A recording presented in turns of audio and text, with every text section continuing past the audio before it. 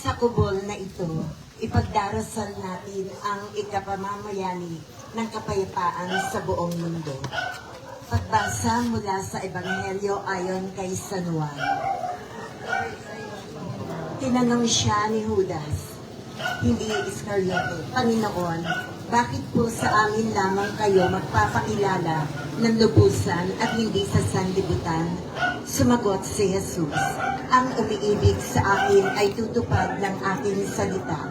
Ibigin siya ng aking Ama, at kami ay sa Kanya at mananangin sa Kanya. Ang hindi umiibig sa akin ay hindi tumutupad sa aking mga salita. Hindi akin ang salitang narinig ninyo, kundi sa aking Amang nagsugo sa akin.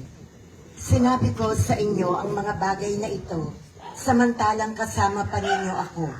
Ngunit ang patnubay, ang Espiritu Santo, na susuguin ng Ama sa pangalan ko, ang siyang magtuturo sa inyo ng lahat ng bagay at magpapaalala ng lahat ng sinabi ko sa inyo. Kapayapaan ang iniiwan ko sa inyo.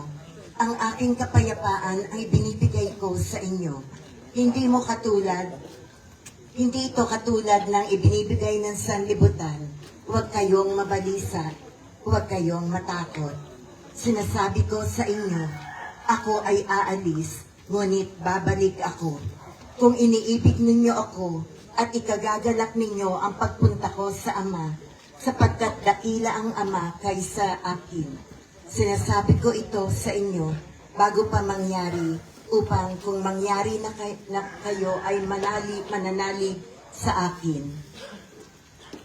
Ang mabuting balita ng Panginoon. Puri ka namin, Panginoon. Mag-alay po tayo ng panalangin o Kristong Hari para sa kapayapaan ng mundo. Mahal naming Panginoon, aming Kristong Hari, kami po ay nagpapasalamat sa iyo sa walang sawa mong paggabay at pagtulong sa amin, lalo't higit sa patuloy na pagbibigay sa amin ng kapayapaan habang ikaw ay aming pinararangalan at sinasamba.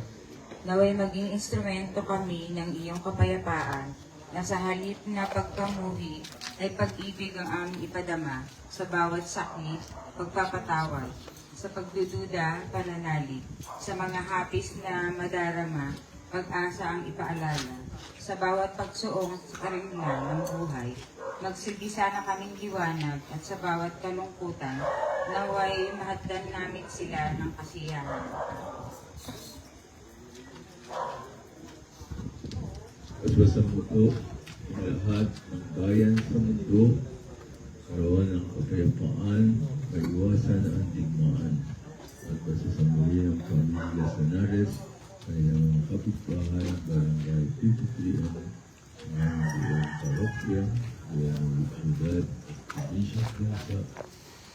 Ngayon, hinihiling namin ito sa iyo, Kristong aming Hari.